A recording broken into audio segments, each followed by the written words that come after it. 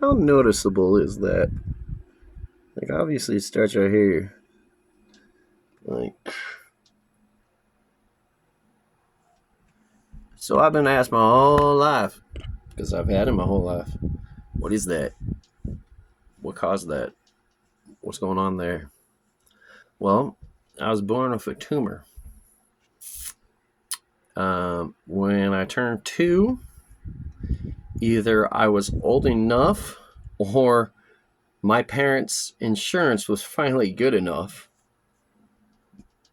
But when I turned 2, doctors went in, cut right here, did like a small incision in the brain, like kind of like used a saw instead of cracking the skull. They just like cut through the skull, and they removed like a chunk of my brain. Now that I'm fully grown and developed and all that good stuff, it turns out it's about 8% of my brain, and that's good enough to call me 5150, to give me Social Security, and to give me disability. Now, don't freak out because I'm white and because I have 10 fingers that work and 10 toes that work. I get the least amount. Yeah. On the plus side, July will be the 33rd month that I am on my property, which means the very last payment, and then I will officially own 3 acres of land because its value is less than $2,000. Social Security doesn't seem to give a shite. And homestead. I don't know if it's ego, survival, or what, but I don't understand how people just like me who get exactly what I get decide that it's more important to continue unhealthy habits such as gambling, drugs, cigarettes, alcohol, etc., or why when someone like me walks up to them in town and says, hey, I got plenty of land, I got a buttload of land around me that is not owned by anybody, you can go ahead and park your RV out there, you could kind of be a homesteader just like me, I promise I won't snitch on you or anything, but you're sitting in a parking lot. You're getting harassed by the police. You're getting harassed by security guards. You're getting random strangers coming up, taking pictures of your license plates or shaking your bumpers or throwing milkshakes and sodas at your windshields because what? You're homeless. You're not going to fight back. You got people who would rather be around the downtown atmosphere, the downtown chaos, than to be 15 miles away, straight shot down the road. Like, there's one road. It's actually a boulevard. Straight shot, 15 miles. You go straight down 15 miles. You're left alone. You're so far out that you have to turn off the asphalt to turn onto a gravel road. Then after a while, you have to turn off the gravel road onto a dirt road. Then you have to turn off a dirt road onto a softly packed dirt road.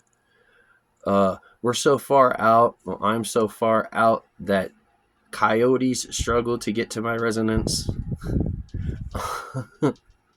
I got chipmunks and squirrels and birds of all different shapes, sizes, and colors. I got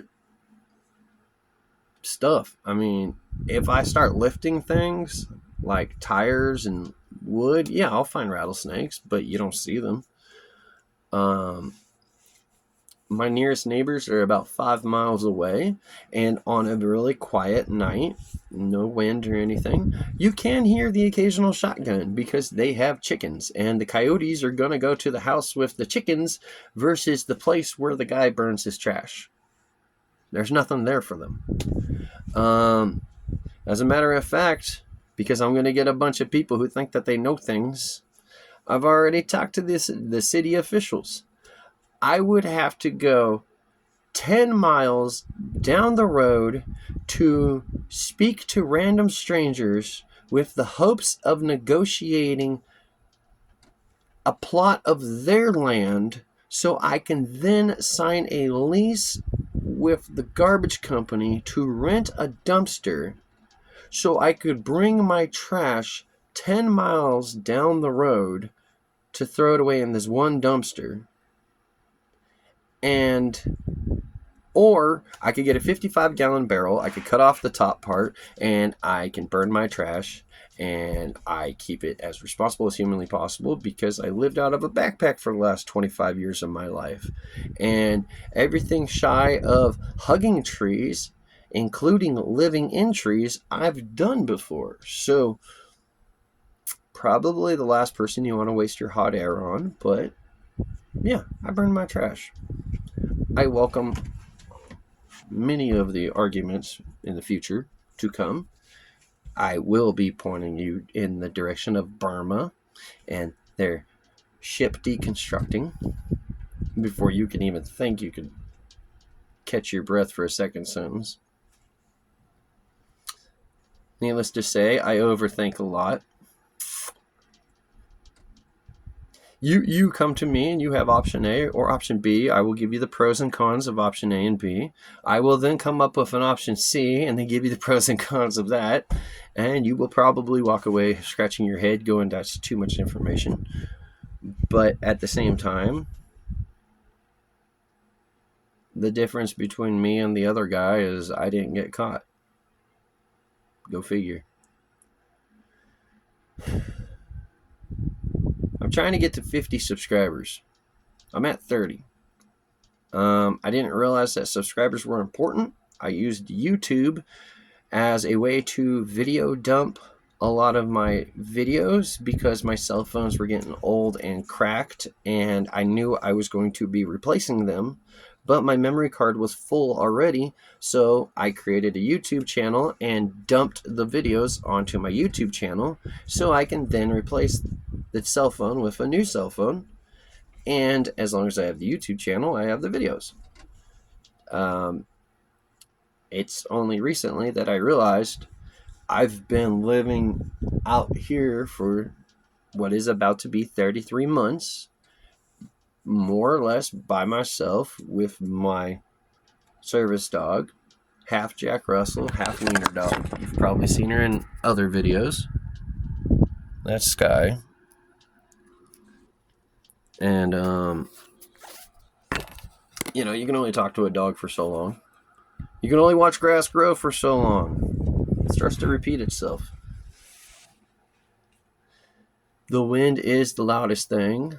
The wind is incredibly demoralizing because you're inside an RV. An RV is surrounded by windows. So you look outside and it's sunny.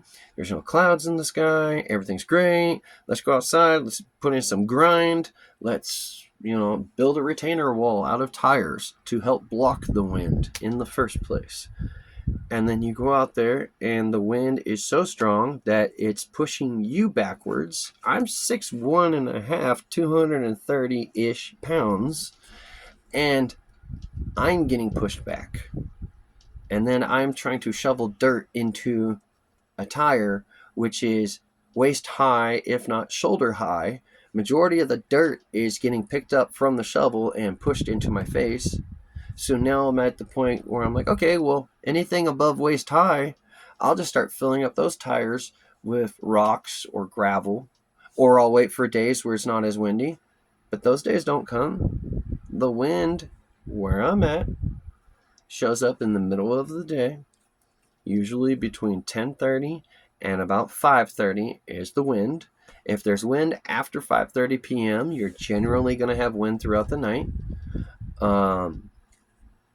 And ironically, the idea came from an Earth ship. So I got tires. I put cardboard in the tire first, about 4 layers of cardboard, then started filling it up with dirt. And then after a while, I realized I'm not building an Earth ship. I'm not living within the tire walls. I'm building a retainer wall out of tires, similar to an Earth ship. So I wouldn't fill them up with 600 pounds of dirt. And then it got to a point where anything above waist high, do you really need to fill it with dirt? It's not going anywhere. So then I started putting the cardboard and then broken up cement chunks and larger rocks. And then from like waist high to shoulder high, that would be the larger chunks and the rocks. And then from shoulder high all the way up to like 6.5 to 7 feet tall, that's like your gravel. I was even getting to the point where I was like, well, if I burn my trash, kind of like a soup can, you burn your trash and a soup can mixes in. Yes, the label's going to burn off, the lining inside the can is going to burn off, but you're still going to have a can. So what if I take that soup can and I crush it as flat as I could get it, and I just throw it up inside the tires and I use it as tire filler. And even if it stinks, the tire wall is about 7 feet tall and 20 feet away from the RV. So the fumes would have to defy all forms of logic and science in order to get into the window to begin with. And haha, there's a problem solved. And one day I'll learn how to smelt aluminum and smelt tin and smelt all the metals, and then I'll go back to those tires that have the soup cans in them, and I'll just kind of recollect them, and then I'll make art projects out of them and smelt them down so it looks like a knife, but it's not really a knife. And then I'll get a bunch of paint and I'll paint a scene of a moose drinking water from a creek on the knife, and then take it down to the 7-Eleven. Yeah, there's a 7-Eleven in our unincorporated town. Take it down to the 7-Eleven. There's a dirt lot right across the street, and people kind of use it as a makeshift flea market, and I'll hustle my wares over there, and then I'll take that money and I'll use it for groceries. Yeah. And then I realized if I could find somebody who can help me, I already collect Social Security. I already collect disability. That person helping me, chances are, is homeless. And I could just kind of give them what is made off of the art projects. Maybe take just enough to resupply art materials. But, they would get like 90% cut. And there you go. Let's go into the grocery store. Let's go buy some more soda. Let's go buy some more food in a can, because we're going to need those materials after you eat it or drink it. Let's go buy the fruit and vegetables that you eat already, but let's sacrifice one to Mother Earth. You cut a potato into 4, you should get 4 potato plants. So let's go ahead and buy 1 extra potato, see if that works. Next week, we buy 1 extra potato again.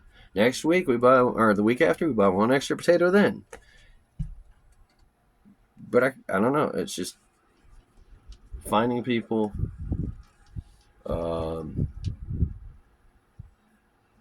Finding people that... See, I don't have Lifesaver right now. My mouth is all dry and shit, so I keep licking my lips like a fucking meth head. I'm not. I had one guy that said, I'll come live on your land, but I'm going to build a fence. I want my own driveway. I'm going to build a fence lining my driveway. I'm going to build my own house. I'm going to build the fence around my house, and nobody could fucking interfere with anything. And I was like, so you just want me to give you land for free? No. The fuck is wrong with you? Like, homestead, and the idea of the homestead is that you have enough food for yourself. You have enough water for yourself. You have enough fruits and vegetables for yourself. Awesome. But I'm by myself. I got 3 acres. I don't mind sharing.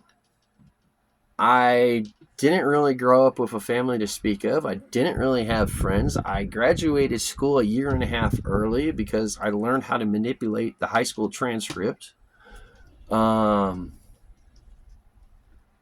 I've lived out of a backpack for 25 years while wandering around America. When I turned 24 years old, I walked into Social Security and said, either you help me or I'm going to start selling drugs and killing people. And they said, go get a copy of all your paperwork. I did, and 2 weeks later, they're like, oh shit, we screwed up. Here's a check. We're so sorry. So But if I go and I sit inside a shrink's office, they want, oh, what was it? $35 to sit in the seat, $100 to fill out the paperwork, another $35 just for me to sit in front of the shrink himself. The appointments are 25 minutes long, and every appointment ends with a prescription, which I grew up on Ritalin and other Ritalin-like drugs and would love to avoid the drugs. Cannabis works just fine for me. So, no, don't want to go that route. I'm 15 miles away from town, so, and they want to kill off gas in, what is it, 2030? So I'm looking at these e-bikes, and I'm looking at 50cc scooters. So why would I want a big dog to scare off the coyotes if I have to ride a bicycle with a bicycle trailer and not just one but two service dogs 15 miles into town to get the dog food so I can have the service dog when the government doesn't even give me coupons for dog food, but they want to push the service dog to begin with? I acknowledge that these are random rants. I have never been able to go A, B, C, D, E, F, G. I mean, I nail all 26 letters, and it starts with A and ends with Z, but it's all over the place. Somebody once said that my best analogy was, my thoughts are like the carbonation bubbles you see when you pour soda into a glass. I cannot get the bubble from the bottom of the glass to the top of the glass. It pops somewhere along the way, regardless of how solid you think that bubble is. But yeah, my goal is to get to 50 subscribers. Then I could do the YouTube live thing because it looks fucking simple, and I don't have anything else to do except for sit around and watch YouTube all day. But maybe some random person could say, hey, turn left instead of right, and for whatever reason, it works itself out. That's where the YouTube live came from. Then I realized I had 30 subscribers instead of 50 subscribers. So I was like, well, I'll just make a bunch of videos and override the algorithm and bombard the shit out of everybody with all these videos and nickel and dime my way up to 50. Haha. And then as I'm doing this video, the first take, before Samsung tells me that the phone is too hot to record, and I'm going to erase the entire video. As I'm doing that video, I go, well, shoot, if I'm going to be online for an hour and a half, 2 hours, as some of these YouTube lives are, why not do a video for 20 to 30 minutes, see if anybody can actually watch the video of me for 20 to 30 minutes. If I can't even do 20 to 30 minutes, then why should I try an hour? And here's another one. If your dream is to go on stage and be a stand-up comedian, or even be able to go and do an open mic, shouldn't you be able to do a YouTube video? I mean, you have the power to edit. I'm safely locked away in my little safety bubble. Ooh. I mean, yeah. Why not? Fuck it. Now, living off grid, I don't know why I keep doing that. It feels like dehydration, and then like my lip is getting stuck to my teeth. Living off grid is fun because I got two 100 solar watt panels, two solar charger regulators. Those are then connected into two 12 volt 35 amp hour batteries. Then there's one inverter that flips and flops. I actually have a second one on standby, but I just let the one flip and flop. It's just alligator clips. I mean, fuck it. So the one inverter flips and flops. Extension cord plugs in from the inverter and runs the, 5 feet down the hallway. This is an RV after all. The extension cord plugs into an inverter, which then plugs into a power strip. I don't know why I did the inverter. I guess just extra protection. And the little blue light gives me some peace of mind. And then I have one fan. Let me show you. I got the one fan, or I could go the Xbox route with the TV. It's a smart TV. Both my phone and my fan are Samsung, so I could just kind of do the smart TV thing and just watch YouTube on TV, or I can watch YouTube on my phone and save the hotspot data stuff. There's the extension cord, power strip, box, but it's only hooked into the fan right now, so no big deal. And he goes back there. You guys are currently on this TV stand, and I use a lighter. Otherwise, you would be like this. I use the lighter in the back. Boom. So now we keep it hands-free. Ironically, I didn't realize that I use a lot of hand gestures when I speak, because I don't know what to do with my hands. So you don't even see the hand gestures. You just see my shoulders move and groove. Okay, let's see. Pro wrestling, love it all. From the WWE to the AEW to the Germans to the British to the IWC to the WCPW to the Canadian Stampede, Calgary Stampede, sorry. Then you have NWA, CMLL, AAA, New Japan, Noah, Stardom, all the wrestling, Dragon Gate. I like pro wrestling. I even like watching OVW, which I subscribe to so YouTube can give me more wrestling, but then I watch it and I'm like, yeah, I'd rather watch midgets box at this point. Little people box, midgets box, whatever.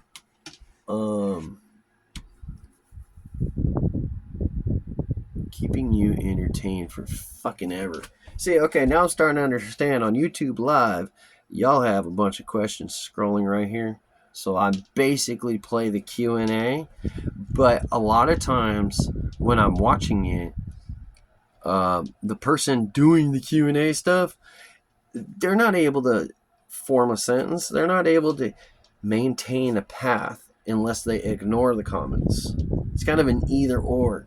Just like stand-up. You could do crowd work or you could do your work. But you cannot mix and match. It does not work. You've got to be beyond talented in order to make them work. And some of the people that I watch on YouTube, they will ignore the comments. They'll actually put something in front of their phone to block the comments and go about their rant. And then a lot of other ones, they'll try to go about their rant, and then something will catch up on their comments. And they're like, hold on, wait, what? No, I'm not fat. I just lost 35 pounds. What are you talking? Yeah, blue's my favorite color. Okay, so what I was trying to say over here. Hang on, what? No, I like marshmallow flavored jelly beans. Okay, so what I was trying to say over here. Yeah, I don't. And I have ADHD already. Shit, I grew up on Ritalin, so I'm pretty sure I'm going to suffer from that, which I don't know if that's going to be funny or if I'm going to have to literally make like cliff notes and tape them to my cupboards before every single stream. And I'm like, these are my bullet points. Make sure to cover these bullet points. Don't let them distract you. But, yeah, so I live 15 miles out of an unincorporated town in the high desert of California. I'm not going to tell you where because, well, there's already enough stuff that goes bump in the middle of the night. I don't need people. You'll find out eventually. I'm more open book than I want to be. It's like a mixture of fuck it and truth serum running through my veins like tiger blood. Yeah. And then, I bought the 3 acres of land. Well, technically, Today's the 27th of June. So in July, that would be the last payment, which would be 33 payments, 33 months. So I bought it 33 months ago. So I'm like a few days shy of 33 months ago. I bought this land, or signed it. But I am slightly freaking out because I never put pen to paper. I did everything on a cell phone. It was during COVID, and I never saw a real estate agent. I never went to a real estate agent office. I never did a walkthrough. I never got my credit check. I didn't do any of that. I found a .com. They had a little text bubble in the bottom right corner, right about here, and I texted them and I told them the truth. I said, hey, I collect Social Security and disability. I'm not allowed to own anything more than $2,000 or else I get in trouble. I need land. And are you even willing to work with me? Here's what I'm willing to do. Which, technically speaking, was $300 a month. Because California law is 1/3 of what you get. And at the time, I was just over $900. So you take $900, you split it into thirds, you get $300. So I was like, I could go up to about $335, but in reality, I'm more comfortable around $300. Within 2 minutes later, yes, I just said that, there's 2 text messages, and each text message has 5 different listings. A lot of them were up in Modoc County, which is basically California, Oregon, Nevada, and Idaho kind of sort of come together in that corner. Where Bigfoot supposedly is the most aggressive. Yeah, up there. But they were selling me like next to no land whatsoever for the exact same price. And then I found this lot, and they had no pictures. They had nothing. They were just like sight unseen. And so I go, all right, well, if you'll work with me, I'll work with you. Fuck it. I'll take the sight unseen. And they sent me a bunch of emails and stuff. I pushed buttons.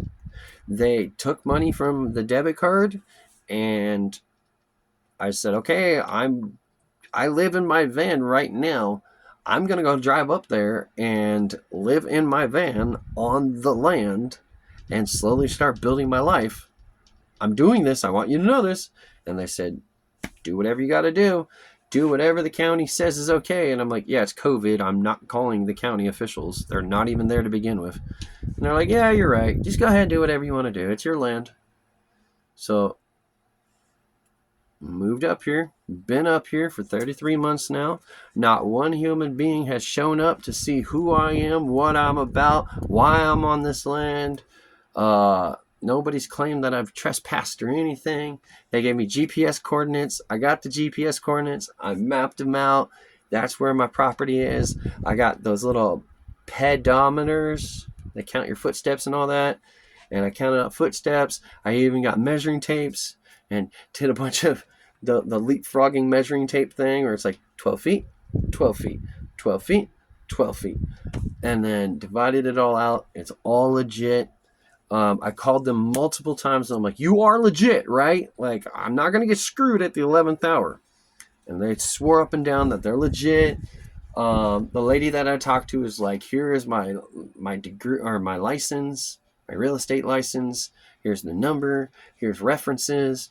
You're legit. I'm fine. And I said, oh, yeah? Well, why is it that when I go on Google Maps, I see a Subway and then I see a nail salon above the Subway, but I don't see a real estate agent? She goes, no. It used to be a nail salon. I promise. It's legit. And I'm like, okay, well, I'm going to call at some point within the next 24 hours, and how you answer the phone is going to dictate how we go further.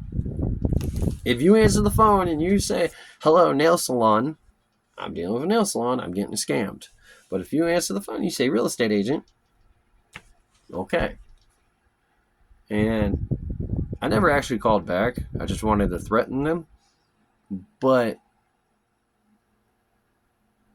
I don't know if it's TV, movies, culture, mainstream media, but I can't help but to feel that maybe I might get the rug pulled out from underneath me at the 11th hour. However, uh, July 3rd is the day. Like, it's supposed to be July 3rd at like 5 p.m. or some shit. That's how it's been for the last 33 payments. And so I will know. That's probably also why the only thing I've invested in is going to town to go to the tire store to ask if I could have the tires earmarked for the trash, if I could just have them. And I'd use the tires to build a retainer wall around the RV because I need to block the wind. It comes off as turbulence. And, 2 o'clock in the morning, the RV's rocking and you're like, is the roof going to come off? Are we top heavy? Am I going to fall over? What's going on here? So I figured, build a retainer wall, use tires, wooden nails, wooden screws don't work too well out in the desert. Plastic and metal are far too loud because where I'm at, it's very soft dirt. So the wind picks up the dirt and it throws the dirt and throws the sand. So you're going to hear it.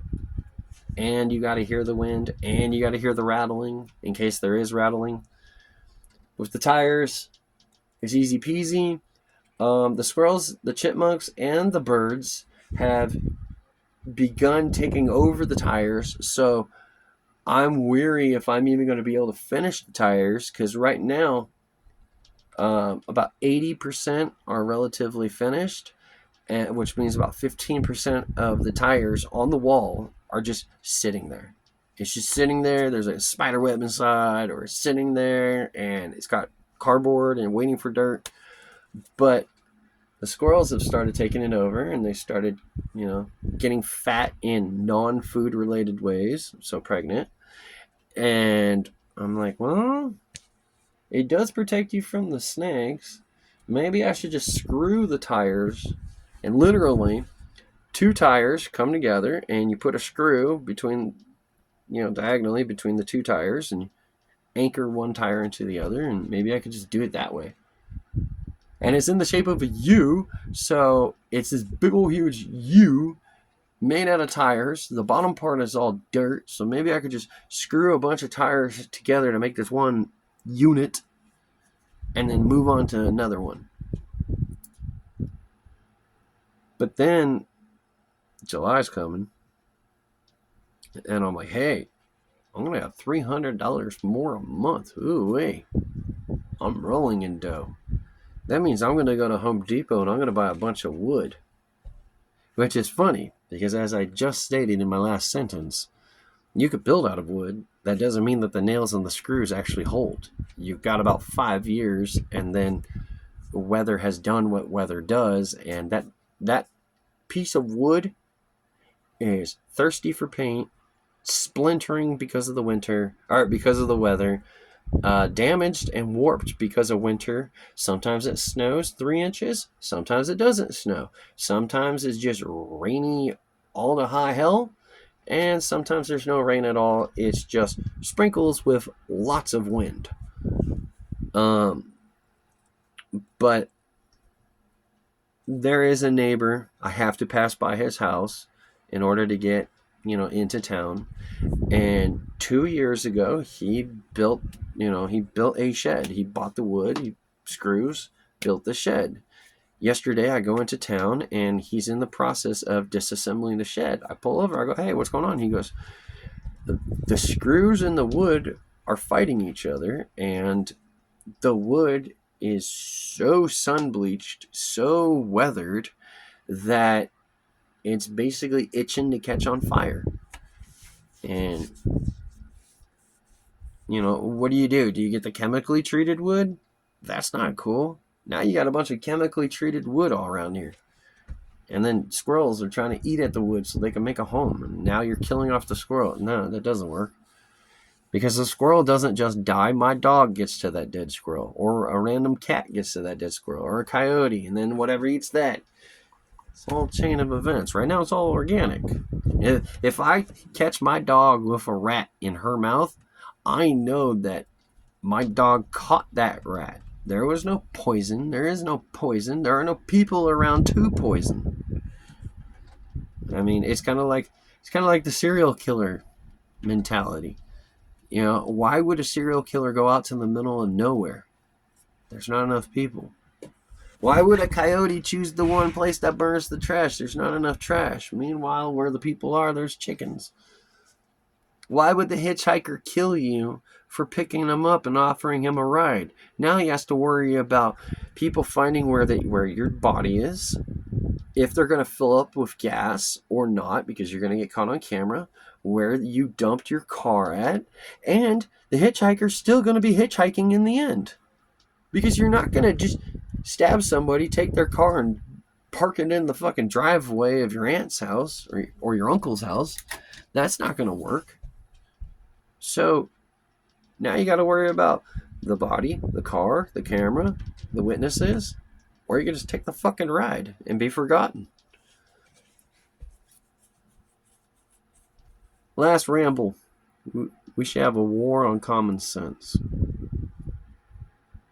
There should be a war on common sense. There's too many people thinking too stupid. I mean, take for instance the tires. There's a tire store in town. That's the starting line. There's me, who has 3.5 acres of land, and I want to build a wall of tires around the perimeter of the land, as well as a bunch of walls within the land. I want 60,000 used tires. I'm a finish line. So the tire store's a starting line. I'm a finish line. Let's get somebody to run the course back and forth from the tire store to my property. And let's make it where instead of the tire store paying $8 per tire to dump the tires at the city dump, instead of the tire store paying an employee for their insurance and for hazard pay and gas and car insurance and all this other shit, why doesn't the tire store just pay this random dude who's working gigs? You pay $2 a tire. He loads up as many tires as he can. He brings the tires to me. When he gets to me, I pay him $1 per tire, kind of as a thank you tip. Therefore, the dude is making, or the chick, is making $3 a tire. If you go to U-Haul and you rent a U-Haul for the day, it's $20 a day. You get 150 miles. Well, if my property is 15 miles away, and then you got to drive 15 miles back, 150 miles divided by 15 equals 10. 10 divided by round trip, which equals 2, equals 5. You can officially fill up the U-Haul truck 5 times and have 5 deliveries, which is well within your 150 mile radius, only be out $20 for the U-Haul, and then whatever the U-Haul fits, which hypothetically would be 100 tires, gets multiplied by the $3, which brings it 100 tires times $3 equals $300, times 5 trips equals $1,500. One day, easy deal. And the tire shop goes, no, this middleman thing has already been thought of. And what they do is they went to the government. And the government gives the tire shop a tax write-off. This random dude shows up in a pickup truck with a flatbed trailer one day a month randomly, takes about 300 tires, gives this receipt saying, I was here, and then takes off. If the shop owner goes, hey, I still got tires in the back, can you send out a second guy? They, as in this company, will then charge the tire shop. So, as I'm talking to the tire shop, he goes, people like you, I actually say thank you because you show up randomly. You take the tires. It's all free. I don't give you anything. You don't give me anything. It's just, can I have some tires? They're trash anyway. Here you go. Wham, bam. Thank you, ma'am. It's all free. But this new government agency has stepped in saying, no, no, no. We're going to deal with all the tires. We're only going to take X amount. We're going to show up whenever we want. We're going to give your employees a bunch of shit. And there's nothing you can do about it. And you're going to get a tax write-off. You're not going to make any money. So, welcome to California. Because in my mind, I was like, this is so awesome, dude. I get some random dude who's bored as fuck. He rents a fucking U-Haul truck. You know, it doesn't have to be 5 trips. It could be 1 trip. Easy peasy. 1 trip, 100 tires, $2 a tire from the shop owner, $1 a tire from me. $300 later, you turn your U-Haul truck back in, you pay the $20, you walk away with $280 in your pocket. Easy peasy. But apparently we can't do that anymore. Similar to recycling. Here in California, a pound of aluminum is $1.68. About 5 years ago, that same pound of aluminum would be $2.56. So that's the thing. Anyway, 40 minutes, 41 minutes. My throat's feeling weird. I've lost the will to want to talk. It is what it is. I'm going to title this Random Rants. And let's see how many people make it to 42 minutes. Let's get to 42. I'm 10 seconds away, huh? Yeah, we're fucking doing shit over here. Here we go. Here we go. Love, peace, and chicken grease. I'm out.